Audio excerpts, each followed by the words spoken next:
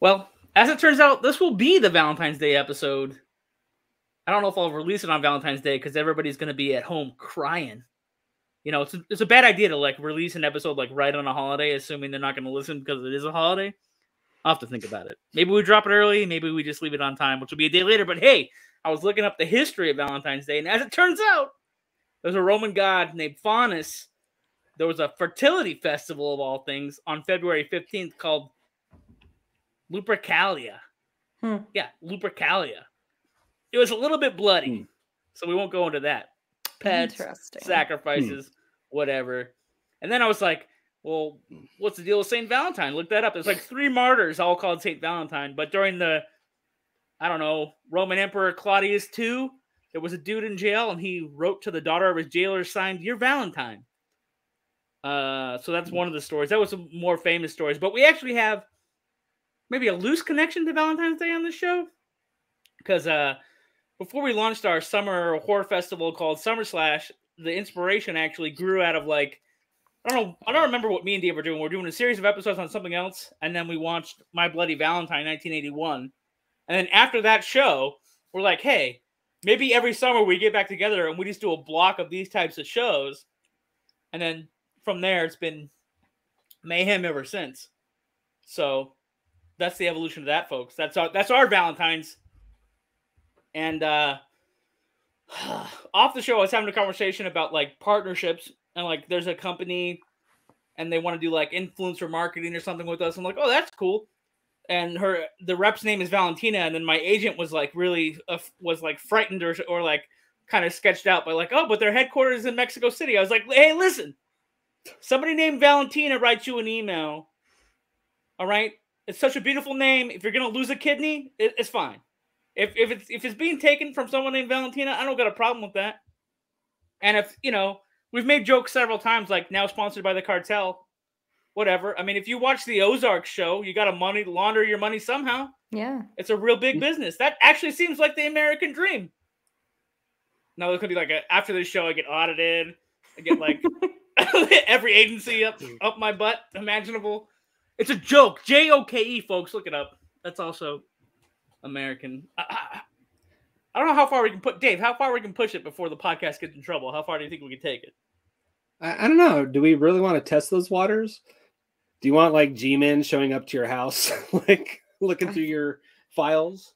Like I don't know, but if they're G-Men, that's like a 1950s. There's a movie with what's his name, Leonardo DiCaprio, where he's like the head of the FBI or something. But back in the classic days. Anyway, the episode's not about government agencies and conspiracies. It's about home video headlines. I heard Kevin Costner was going to leave Yellowstone, which might make for an interesting Paley Fest. We were advertising Paley Fest on a previous episode, and I'm like, they have these panels, like show panels. They tell you like what's going to happen, you know, in the new season or whatever, right? I was like, it'd be really funny if they had to address the fact that Kevin Costner is going to leave the show. Anyway. That would actually be a reason to go to Paley Fest. Like, hey, go and look at the behind-the-scenes drama during the Q&A for Yellowstone at Paley Fest. Anyway. I wonder if it's like, this is one of those leverage things, like he's got him on the hook right now, like through a contract deal. It's like, I might leave it just to like pressure him for more money or something. Well, the new gag or gimmick for me is like I keep posting those AI pictures on my social media. And so I pitched one as me as the cowboy, you know? As like Cowboy Johnny slides up in there and takes over Yellowstone. And I'll tell you what, Dave, you know, I thought I was going to do this thing with the crazy sunglasses and the Hawaiian shirts and get a Donald Trump tan and go all tropical on this podcast. But then, like, there's been such a resounding reaction to Cowboy Johnny. I was like, maybe it's time to dust off those boots and just go full cowboy. It's even got Jordan. Giddy up. Oh, man. If I had emotions, I would blush. Moving on. Okay. Andy Samberg and Gene Smart, they're going to star in a sci-fi rom-com called 42.6 Years. So basically, he's going to get cryogenically frozen, and then he's going to wake up. And Gene Smart's supposed to be like the girlfriend that got away, but, you know, aged out, right? Because he's been frozen for 40 years. I'm in. That's a great concept, actually. It's like pretty good, right? Like Yeah, like those two. I mean, Gene Smart's traditional rom-com, but with like a killer premise, kind of like Palm Springs or something. Yeah. Yeah, I'm sold on it too because she's really funny in that show where she's the comedian in Las Vegas. Hacks. Yeah, Hacks. Yeah. Jordan, do you know about this show where like she's trying to teach a young comedian played by actually somebody related to Paul Newman? It's like Paul Newman's granddaughter. Wow. Or Lorraine Newman's daughter, or is like Lorraine Newman related to Paul Newman? Yeah, somehow she's part of the dynasty. Yeah. We'll have to look this up. We might have to post a correction because we'll have to pull up the Paul Newman family tree on another episode. Anything that could be loosely related to the plot of Futurama, I'll take a look at it. So I'll watch it. That's just funny if that's where they got the idea. They're like, hey, remember Futurama where you just woke up? It wasn't. Could be. Who knows? Brendan Fraser is ready to do another mummy movie. It's so funny. He's like down in the dumps, gained a bunch of weight, then lost a bunch of weight, then played a guy that was morbidly obese, might win an Oscar. And I was like, yeah, I'll do another mummy. I'd watch another mummy. Same. As long as they course correct the last one, I would be in. I hated the third one. Well, if they're going to go full franchise, like MCU style, they could do like multiverse timelines. They could undo the Scorpion King and bring the Scorpion King back. Could be him and The Rock, I'd be down. It's just, hey, they keep bringing back Indiana Jones. Why not bring back his character from the Mummy? Well, keep going with like the love theme, since it's like the end of Bad Romance Month or whatever, the middle of it, and it's Valentine's Day. Like, he could fall in love with the Mummy this time. Why not? Could be a Mummy Mance or whatever, a wrapped up romance.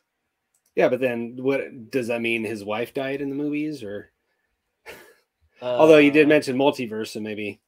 Well, in Mummy Returns, she almost dies because she's like a reincarnated Egyptian princess or something. You remember the plot? Who, Dave? Yeah. You remember the plot of Mummy 2, David? Do you remember the plot? First of all, it's called The Mummy Returns, not Mummy 2. Okay, fine. We'll go technical up in here. It's called The Mummy Returns, dude. Yeah, that's your job. Keep the facts straight. That is actually the one thing he's here for. He had to fix his microphone before the show. Couldn't figure out his microphone. He's here to deliver facts. There's also the rumor mill. This is for Jordan. The rumor mill is spinning right now for a live-action Grinch sequel with Jim Carrey. I'm here for it. I mean, we were talking about Jim Carrey's last film being Sonic, so let's give him this, Yeah, better to end on a high note with like a live-action Grinch sequel. That would be cool. One thing that is getting people going about it is there's a bunch of Grinch pranks right now. Like somebody dresses as a Grinch and like steals kids' Christmas presents on like TikTok and Instagram and Facebook. Have you seen these videos, David? I haven't seen those. Is that the same one that does like somebody who dressed up like the Grinch in a yoga class and was yoga screeching? class? Yeah, it's like the Grinch has adventures. He'll show up and freak out the little kids or steal Christmas presents or whatever. I think it's great. Bring back Taylor Momsen. She's got to take a break from like screamo music and rock and roll to be like an older version of Cindy Lou Who. Because that's what she does. Dang. She knows who Cindy from Whoville is. Yeah. We don't even know that actor. Obviously. She's a real fan, folks. That's why you keep me around. Fan. Yeah. They're also saying that he wants to do a third sequel or second sequel, whatever. It would be like official number 3 to Dumb and Dumber, Okay. Because they just did a Dumb and Dumber sequel after a couple other people did Dumb and Dumber sequels. They went back and the original guys, Jim Carrey and Jeff Daniels, did Dumb and Dumber 2. Now they might do Dumb and Dumber again or 3 or I don't know what to call this one. Who knows what to call it? I'd be down, but again, better. Hopefully it's better than number 2. I did not care for the second one. Well, and I'm a Jim Carrey diehard, but man, that's so. Before we get into tonight's movie, because it is Love Month, like I started sending a series of packages to my co-hosts. Appreciation, friendship, love, and then something really funny happened. Like I was like, okay, I sent off this rom-com thing. And Jordan Savage should have hers. She can unwrap it on Monday night. Dave's might be a little late. And I told Dave, hey, you should probably, cut your Amazon driver out of your will. Don't be friends with that guy because Dave's packages are always late. Yeah, that's the problem with living rural. You get stuff. And then something happened during this text exchange. So I'm going to have Jordan play along with me, and we're going to reenact the text, and then I'll summarize it. So my part of the story is in red, and she's got to read all the grayed out ones. It's your turn. Wait, for this one? Yeah, we're going to read them all. We're going to act them out. Yeah. Well, shouldn't you start because it's the red? Well, I did. Oh, I'll do again. Okay. I said all my stuff gets here in the matter of hours. LOL. I love it. I laughed so hard at you saying that Dave got to cut that guy out of his will. The Uber driver. Or the Amazon driver in Dave's neighborhood. Cut him out of don't give him a Christmas card, nothing. He never shows up on time. I know. Respect your drivers. I get it. We're all for Amazon and their problems with Amazon. I get it. Anyway, then I asked Jordan, hey, did you watch Dream a Little Dream? Because that was one of the things I sent her. Them Corys. I saw the Corys. It's giving me major Lost Boy vibes already. Also, Truth Time, because, you know, I love good Truth Bomb. You ready for the Truth Bomb? I don't have a Blu-ray player anymore. And Johnny's spoiler has been hooking it up with some Blu-rays for like 6 months now. Yeah. Then I go, oh shit, I don't know. Guess I shouldn't send Blu-rays, or should I send you a Blu-ray player? Question mark, question mark, question mark. I mean, you can ... I could buy one. I've been sending so many Blu-rays. I'm fucking laughing, and I was laughing out loud. And I'll drop an F-bomb. We're trying to stay PG-13, but I'll give you one, folks, because I couldn't believe it. Because this is like 6 months. I've been sending DVDs to these guys for like 6 months. I legit borrowed an Xbox to watch Possession because there's like no digital like copy of the movies. So I had to like borrow it from a coworker, and then I had it for like 6 straight months. And I've been sending so many movies. That's okay. I'll have a Blu-ray player again someday. Yeah, I said I felt bad. Possession is the only thing I had to borrow it for. Almost everything else I can find online. Wow. And then I said, well, kind of a conversation. We're going to have it on the pod. Podworthy. So podworthy. I love dropping some truth bombs, like me just figuring it out we're on Spotify, but maybe I'm just slow to the take. Sorry. Crack open a cold box of wine or pour something cold on ice because it's the Binge-Watchers podcast.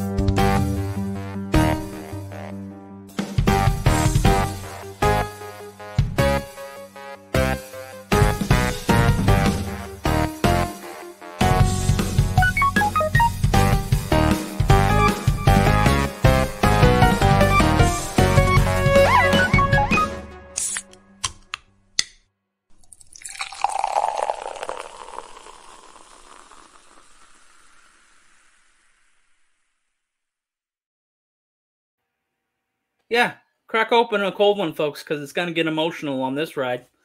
Tonight's movie is called The Reflecting Skin. A troubled kid. He starts to think that his brother's girlfriend might be a vampire. He's got to do something about it. Meanwhile, this isolated community is like looking for a scapegoat because there's a bunch of child murders happening. Listen, I watched this movie after the Super Bowl. And then I was like, I don't know if my co-hosts have already watched the movie for the week yet. I should probably put a warning label on this and maybe send them a message like, hey, guys, some things happen in this movie. I don't support the things that are happening, but if they happen, it might trigger some trauma. Like, let's run the list. Okay, child murder. A son watches his dad commit suicide in front of him in a really crazy way by lighting himself on fire with gasoline. 3, he makes a false idol out of an aborted fetus. For half the movie, he's talking to a dead baby. Mm-hmm. Meanwhile, all his friends are getting killed, and he knows the guys are doing it, says nothing. It's almost like he's getting groomed to be a serial killer. I don't, you know what I mean? Like, and this movie doesn't actually. It's like, so the movies for the month are bad romances, folks. So we're looking for like twisted love affairs, whatever. Like they claim the dad had an affair with some teenage boy, and so they're gonna like arrest him because they think he's the one killing the kid's friends. But like the kid's friends are like kind of also out there. It kind of reminds me of like there's a Irish film called The Banshees of Inisherin that's like in the lead for Oscars for 2023. This movie has a similar vibe in the sense like it's an isolated community and everything is news and everybody's in everybody's business and everybody's like a little off kilter because there's something in the water like lead. I don't know what's in their well water that they're drinking. Paint. Who knows? But like everybody's a little bit off. Nobody can trust each other, and like, there's also physical child abuse. Yeah, and at one point, the older brother, who's played by Viggo Mortensen, like his whole motivation as a character, it's like he comes back scarred veteran from the war or whatever.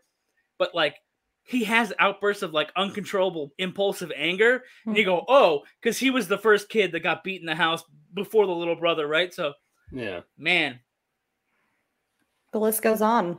You listen to all that stuff. You listen to all that stuff, and yet the most horrific thing to my mind wasn't even listed, which just goes to show how much horrible stuff happens in this movie, traumatic stuff. You can't claim it as a favorite bit, but the part that scarred me the most was his mother like forcing him to drink water, like a whole pail of water, like as a punishment.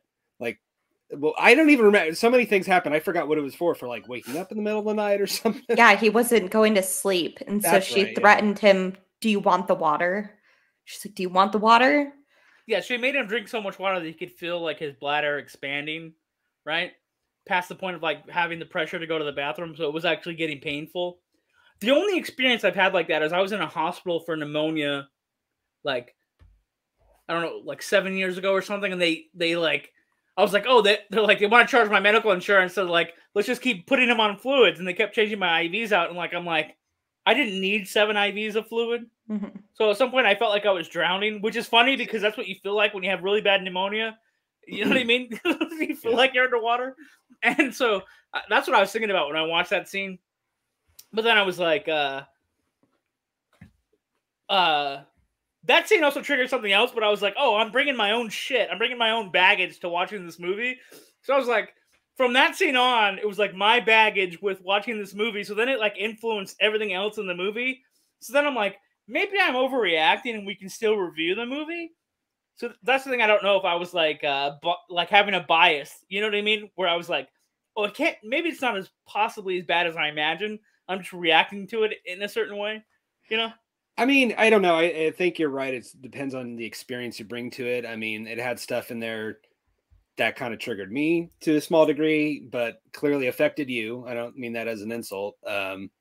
Yeah, I don't think it's as bad as you're making it, but you know, I also haven't had your experience, so like I'm not going to devalue that. But yeah, it's definitely, you know, I could see it triggering some people with different things. Like you've just listed a multitude of things, and that like barely scratches the surface and everything. Right. Yeah, tonight this is a mental health podcast. I don't know what to tell you. We're just gonna review this movie and keep chugging along. What are the facts for this movie, David? All right, let's see. The direct. It's okay if these ones aren't dangerous. I was gonna say the movie is so dangerous. They can be tame. Well, my first fact might be dangerous to the environment. I don't know. You be the judge. So one thing you can say about this movie is it is beautiful looking. It's got very vibrant colors. So much so that I found out the director actually spray painted much of the wheat fields yellow because he preferred the look of it versus the brownish look of natural wheat. Wow. See, I just thought that was nature during magic hour or something. Like, you know that movie Witness where they're like, we got to catch these things when the sun comes up or the sun goes down.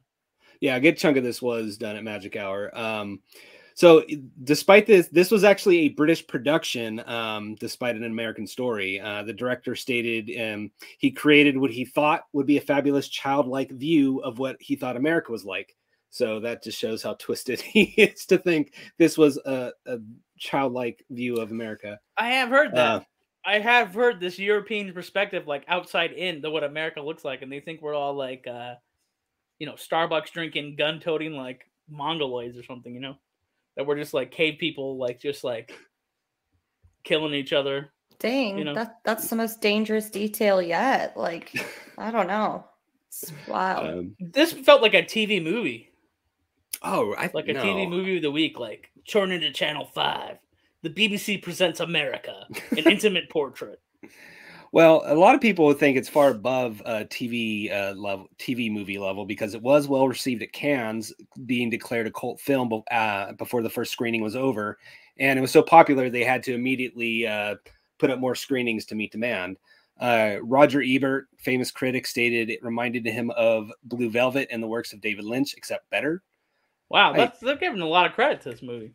I half agree with Roger Ebert. I mean, it is like David Lynch, but not per se better. And this movie was, if anybody hasn't heard of this movie before this week, like me, that's kind of not your fault. This was very hard to find past the 90s, as it was only released on VHS for years and only got a disc release in 2015. So this was okay. Like to be fair, I heard movie for a while. I heard it had some dark stuff in it, but I didn't think it was gonna be this effective. You know what I'm saying? Like I knew it had a bad reputation, but I didn't know. Exactly I mean, from everything I saw, it's actually got a pretty good reputation. When you were saying things like polarizing, like, what do we?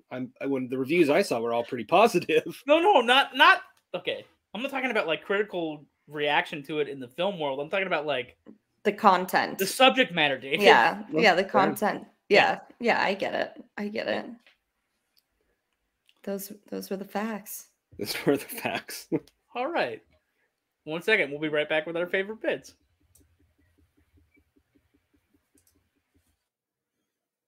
Hey, beam up for the last time. Stream the final season of Star Trek Picard out on February 16th, exclusively on Paramount Plus. You can try it for free by grabbing the link in the podcast show notes. Get beamed up.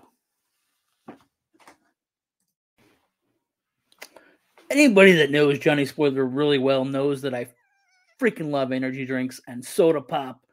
I can't get enough of that tonic. But here's the thing, dude. I actually don't like carbonation. I prefer energy drinks with no carbonation. And surprisingly, Dubby, no carbonation. 150 milligrams of caffeine per serving. No jitters, no crash. It's got some brain food included. I don't know what they're doing with coffee fruit extract or what's going on, but they got this thing called Neurofactor. It's surprisingly good. I was like, yeah, let me order a tub. Let me see what's going on. And then all of a sudden they're like, oh, boom, pop this on your podcast. We will. Use code SPOILER 10% off for Dubby. The flavor I'm kicking right now is the Jitless Energy Blend of Dragonade, which is like dragon fruit plus like lemonade. Anyway, it's high quality stuff, man. It's loaded with all kinds of things. Vitamin C, B3, B6, B12. I'm rocking this stuff this month. And if you want to try it out, use code SPOILER 10% off at checkout for Dubby Energy, baby. Fuel your... Okay, welcome back to the podcast already in progress. We're going to give you our favorite bits or just the general bits from this movie called The Reflecting Skin. Let's reflect on our experience with The Reflecting Skin. I was gonna say, I don't know. We're gonna rally here. Yeah, I don't think you can like really say anything would be like a favorite bit, but I'd have to go with like the most lighthearted moment, which is when Seth, the little boy, the main character, is jumping on the bed, Dolphin's bed, with his friend Kim.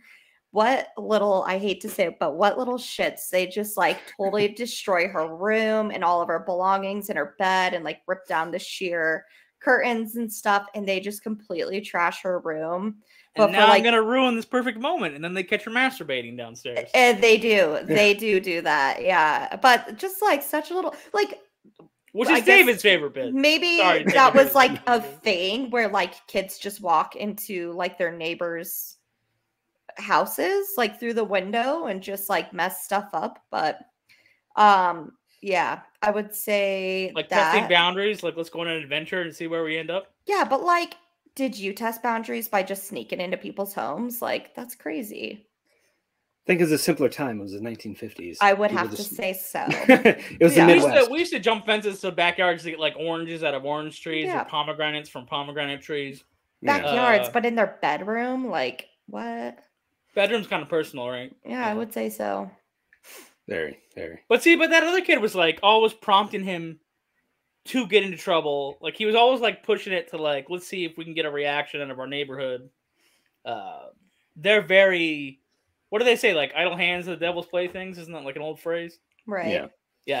They didn't have a lot to do in the fields. not in the middle of the fields. Well, and the sheriff too. Like I just could not stand the sheriff who's just like attacked by so many different animals. Oh yeah, what a trippy character! A dog bit off his hand. A wasp took out his eye. He's got, like an eye patch, a fake hand. It's just wild. But he says some line where he's like, your paw is probably out there still dripping gasoline and killing kids. I'm like, is there nobody who has like 2 brain cells to rub together in this community except for the brother, Cameron? So even he had a few screws loose, so to say. I would say so. Yeah, definitely. So, talking about it now, this movie's kind of a movie without a real protagonist or somebody to latch onto. Even the quote unquote, the kid that we're supposed to he's supposed to be our guide or who we latch onto. Even as you pointed out, he's a little shit. Yeah. Ripping up. So it's like there's nobody in this movie to really like. You're worried Dolphin. for him. Dolphin is the one. Well, yeah, she's innocent, actually. Unless she's the one that aborted the fetus. We don't know. I mean, yes, you're right, John. You are worried for him, but do you like him? The little kid is like, you are worried that it's going to end badly for him, right? Because his friends are all picked off. You're like, what is it? Clearly, you just like know it's going to build to something. But like, well, I'm going to trump on my bits now. So I guess you got to. Are you? Wait, hold on, I haven't even gave my bit. Go, yet. Dave. Sorry, we got it. So I guess mine includes real bits if you really think about it. And first of all, let me preface this by saying I know this movie is make-believe. I don't condone any of the actions that happened in this movie if it happened in real life. Having said that, the frog blowing up is pretty hilarious. It took me off guard. Again, I don't condone anybody doing that in real life. Yeah, I'm not sure the mechanics of like they forced the frog to inflate itself and they dropped the rock on it so it exploded. Yeah, they took a straw to blow it. I guess they stuck it up his ass, is my guess. Yeah, and blew it up. Wow, looks like you've been blowing up frogs when you were a kid, David. Just told us the methodology. Step 1, get a frog. Step 2, stick a straw in its ass. Step 3, blow through the straw. Blow up the frog. Step 4. But it took me off guard. Like I didn't. That still did not set me up for the movie that came. You think it would? Like that's probably the most graphic the movie got with all the frog guts going everywhere. But it gets so much weirder and kind of darker in its themes later. The only other, it's hard to say a favorite bit or call it a favorite bit, but like this easily has to be one of the best shot movies I've seen in a while. I mean, some of the images are not going to leave me, especially the last. Again, it's traumatic. You think something bad's going to happen to this kid, like. I'm literally saying, the last shot of him just crying in agony is just beautiful, but like it really kind of was. See, I actually think the movie should have ended when he manipulates the actual killers to take the girlfriend away in their car. Like that, it should have just because we can assume what's going to happen, right? Because that's my favorite bit. Actually, is like the real killers are lurking around in a classic like sedan or like some souped up car. And it's always in the background, right? Yeah. There's one scene where he witnesses them take one of his friends, and then that's the next victim or whatever. But it's always there. Like at one point, they're talking to him at the gas station, and then like they ask the main character Seth if like he's ready to take a ride with them, and he says no, not yet. So that's a really strange moment in the film where you go, okay, so he knows what they're doing, he knows what they're capable of. But then they're like offering to end his pain, and he knows that's his eventual destiny. Or is he being groomed to put on a leather jacket, get in the back of the car, and just join the gang that's going around snatching these kids? You know what I mean? Like, is he like a serial killer in the making?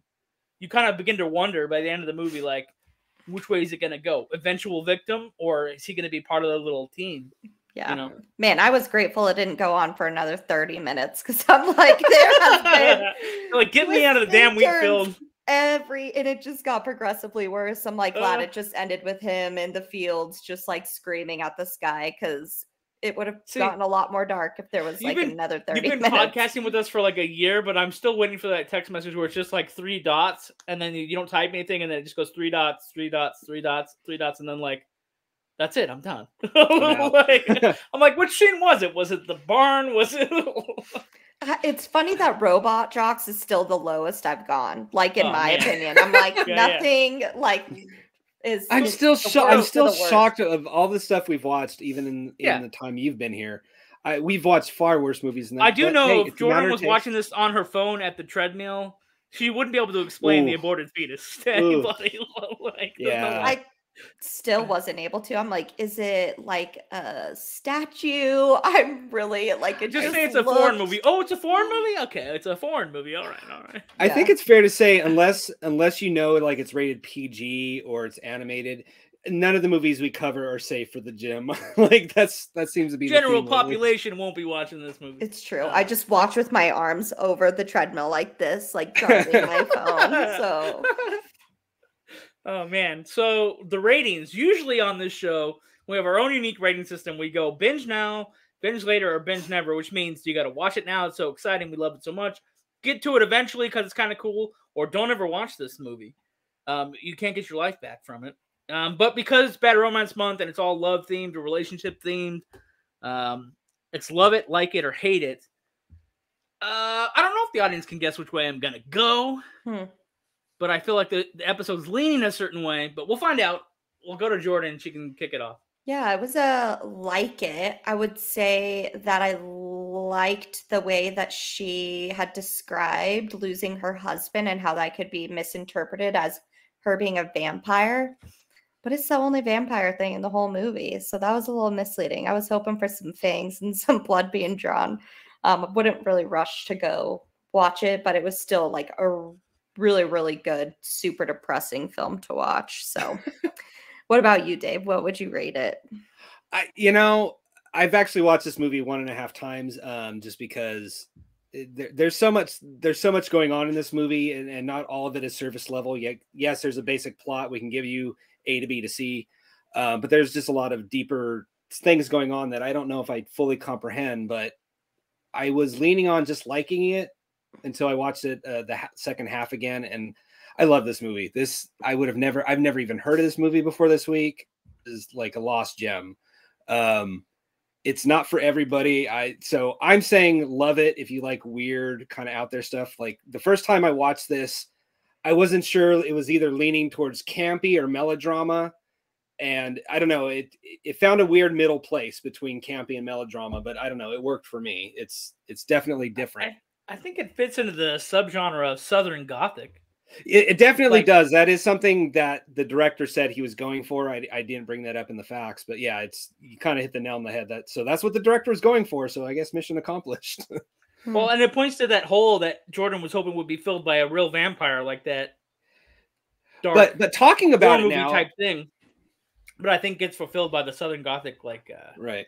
Archetype. So, like Jordan, I can kind of agree with you. Like you were expecting real fangs, but like through this discussion, I kind of, my opinion is forming of like, I don't know about you guys, but like everybody has like a legend or a lore. Like there's a lady that lived up the street who was weird, and she was the witch. Like everybody like, oh yeah, that's the witch lady. You're like, no, that's the witch. Like, well, this is where the movie fails then, because they didn't explore her how weird she is to everybody else. You know what I mean? They spent a lot of time on the dad's background. They spent a lot of time with the kid, and like how he was perceiving reality, how it was like kind of skewed. But they didn't really make her like the weird crone, like you're saying. You know, not too much. Right, only amongst the little boys. You know, they thought she was a vampire. I mean, there's that weird kid curiosity or that kid belief of like, if two things are out of place and you can't explain it because you're a kid. Like we haven't even talked about the weird twins that talk like the dead bird that they have. It must have been their pet bird that either was killed or died, and they're just squawking at the kid as they walk by. Anyway, it's a weird movie, folks, and I guess I'm gonna be the only one that says I hate it. Wow. I feel like if you want to sleep at night, don't watch the movie. That's where I went. I went to a very dark place with this movie, David. You're not wrong, because I'll confess the other reason why I had to watch it 1.5 times is because I had a very long weekend and I did fall asleep through half of it. But it wasn't the movie. But it wasn't the movie's fault, I will say. Other than it is very lulling. It is. You kind of have to watch it. This is an early morning watch. This is not a midnight watch. So, speaking of dark places, I want to talk about our fans who are cowards. They're little incels. Won't send us voicemails. Sitting there in the dark with their own problems. They want to share it on the show. What else can I say? So they should pop a blue chew and send us a voicemail. That's what they should do. Send us a voicemail about their adventures in life. And let's analyze that for a second. So they're going to pop a blue, and we all know what that makes you pop. So they're just going to sit there and write. They're going to get on Tinder. Pop a blue chew, get on Tinder, and have some courage, and tell us about your adventures. All right, that's the full round of it. That's an interesting Valentine's night. It's the Valentine that rewards both parties, David. All right. Anyway, who's going to share first? Exactly. I'll share. Oh, are we going to do our own shares? Why not? Yeah, someone's got to share. Happy Valentine's Day. Here we go. This is the Binge-Watchers podcast crew. We're going to tell you our sleazy or lovely stories. Whatever. Mine that is podcast appropriate was that it was a Tinder date. It was the third day, and I was just not really into it. I could tell, I'm just was like not into it. Conversation was just getting a little bit awkward. And so it's like I wasn't faking that I was sick. I was definitely under the weather, but I was starting to use it as a crutch. And I was like, I'm not really feeling good. Like, I get sick a lot because at the time I ended up having to get my tonsils out later. But I was like, my tonsils, like I get strep a lot because my tonsils are so bad. And he was like, let me see them. And I was like, what? And he like straight up asked me to like open up my mouth to look at my tonsils. And I was like, I'm not fucking showing you my tonsils, you sicko. So I thought he was trying to proposition you for something else. I know. You would have thought that would have at least been funny and I would have laughed about it. But he like he was like, I'm a vet. He's like, I'm going to school to be a vet. He's like, let me see your tonsils. And I'm like, yeah, because dog medicine that translates makes you a doctor. Yeah. And I was like, just take me home. Like that was it. That was the last date. Never spoke to him again. I'm like, did he just straight up ask me to see my tonsils? So yeah. That was a weird one. You narrowly avoided being serial killed. Yeah, apparently. So yeah. Well, I'm glad you're here with us. Date. Me too. Dave, you're on the spot to tell us a lovely dating story, David. Let's see. I got a really short one or a medium-sized one. I guess I'll go for the short one.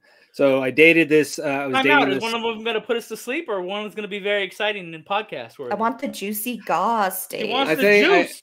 The short one, I don't know how dirty, but it is, bedroom related. So I was dating this woman for a while. Like, as I like to joke, she was a one-night stand that lasted 3 months. We were not compatible. The bedroom.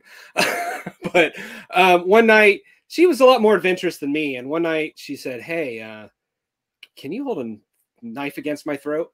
No, thank you. No. Yeah. No.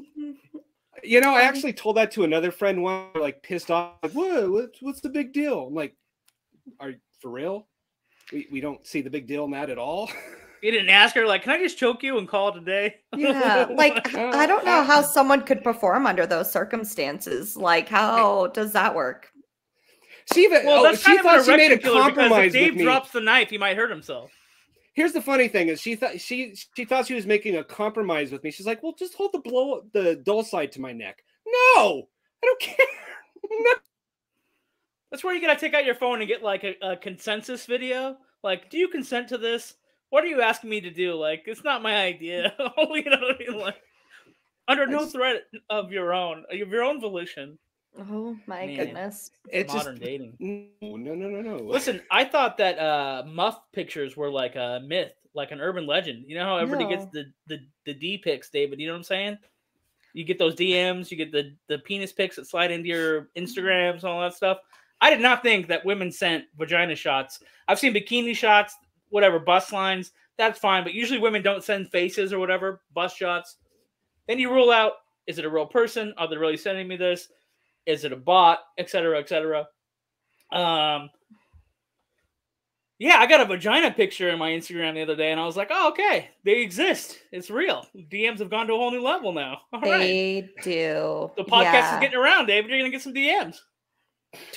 Twitter is a deep, dark hole of garbage, and it is all up on Twitter. But, yeah. There's got to be a funny, we have the dick pic. There's got to be like a funny word for that, or a fun phrase for that. I haven't been able to think about it. Like the only thing I saw was Instamuff, which that's borderline. I don't know.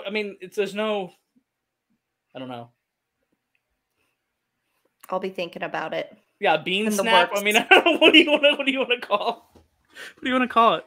Well, instead of IG, IV, I don't know. Roast beef Photoshop? I don't know. My God. No, just no. That's so funny. They're not change colors. Folks, I don't know if you're watching this as a video. If you're just listening, Jordan color actually changed. That's so funny. Well, I just think like a this or that, like you were just saying, like, is it real, like, or not? And it's like you do that compared to like a deli. Yeah, I had to process the whole thing. You're like, which okay, one's real, this or that? Yeah, exactly. So first of all, I had to process the whole thing. Okay, it's real. It wasn't just copied from like a porn site online. It was really sent to me. What are this person's intentions? What am I supposed to do with this information? I'm gonna end up on a podcast talking about it with my friends. You know what I mean?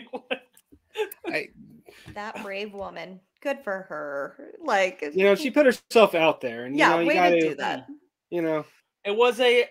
What's the scale? Is it also binge now, binge later, binge never? The picture? Love it, like it, hate it, like, or is it on a 10 scale? I don't know. How do you rate it? Maybe we shouldn't get into the range of rating ladies' parts. I don't know. It was a kind, warm, neighborly thing she did for you, and just give her an A+ for that. Neighborly. It looked hygienic. See, that's good. She's taking care of herself. It looked like a comfort fit. If you're listening, you try on shoes, David. It looked like you could slide right in. You should give her like a Blu-ray promotion or something. I should always give her DVDs that she can't play because she doesn't have the right device and is too polite to say anything about it. Hey, I will get one eventually. Hey, look, I'm just saying that is worth a code for a free code of whatever we're offering that week. That's what I'm saying. Like, hook her up with a like, did you give her a T-shirt? Yeah.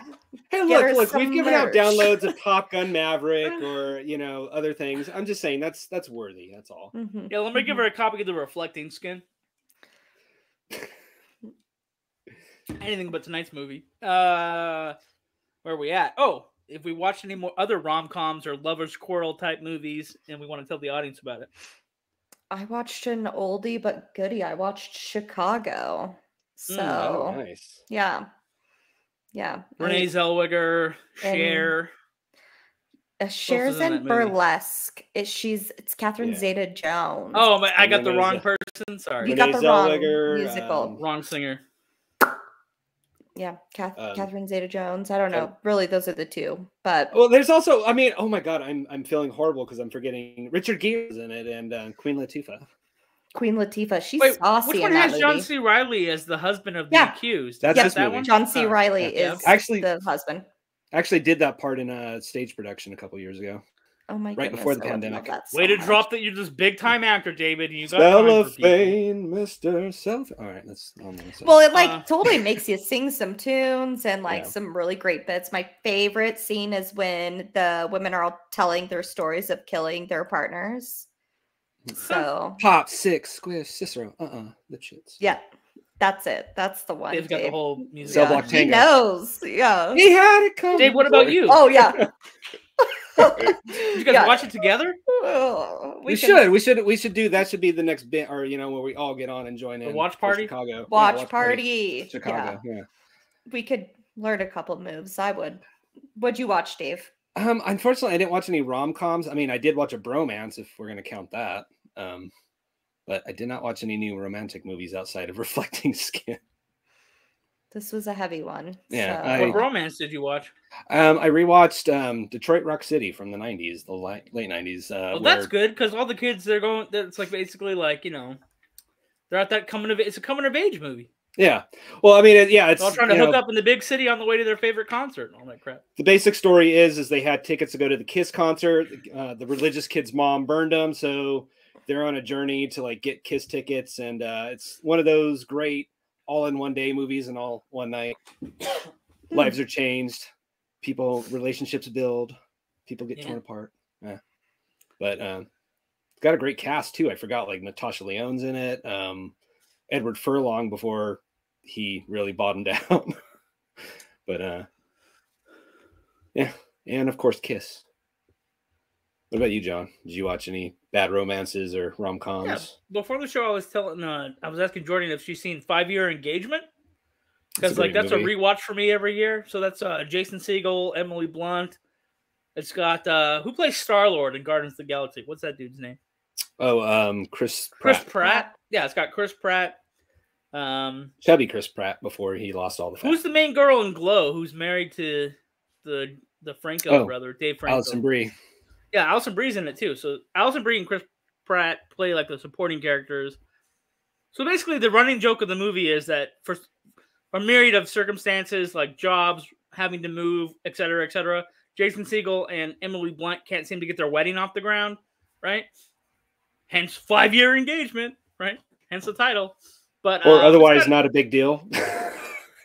Well, that's just what I thought when it came out.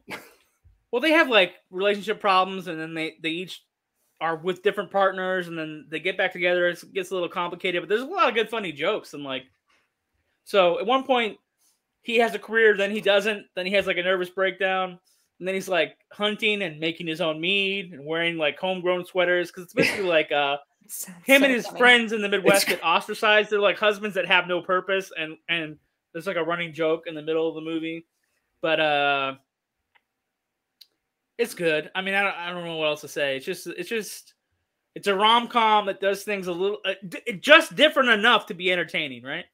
I might have to rewatch that because I really liked it when I saw it. And like what you were just describing is the one thing I remember through that movie is like he becomes like almost Cro-Magnon, like he just kind of gives up on life and he grows this long beard. He's just like, whatever.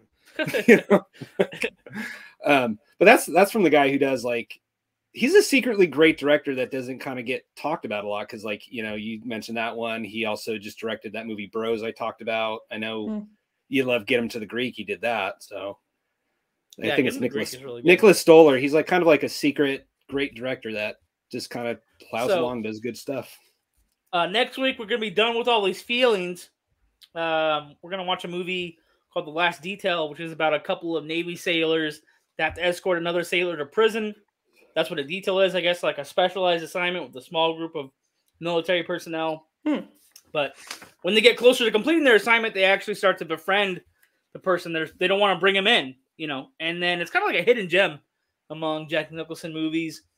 It won some awards like BAFTAs. It was nominated for the Academy Awards over here as well.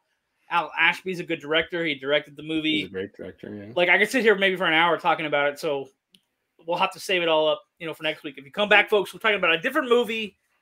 And don't give me any comments about the reflecting skin. Just let it go. I do like that we all three had different ratings, so we haven't had one of those in a while. A wide range of opinions. I'm trying to think of the last time we all settled on a different score for the movie. Same. Yeah, it's funny. Like, I wasn't championing. I'm just like, nah, forget it.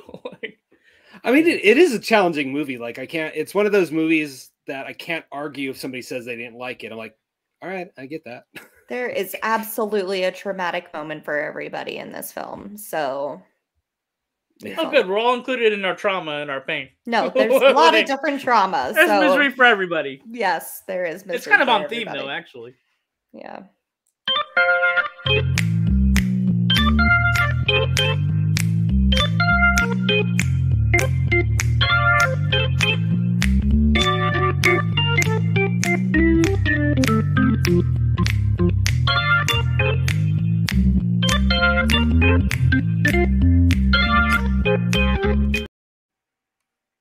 Speaking of roast beef, I really love Arby's, and I know there's a dude who works at Arby's in the marketing department who reads our emails. You get our newsletter, dude.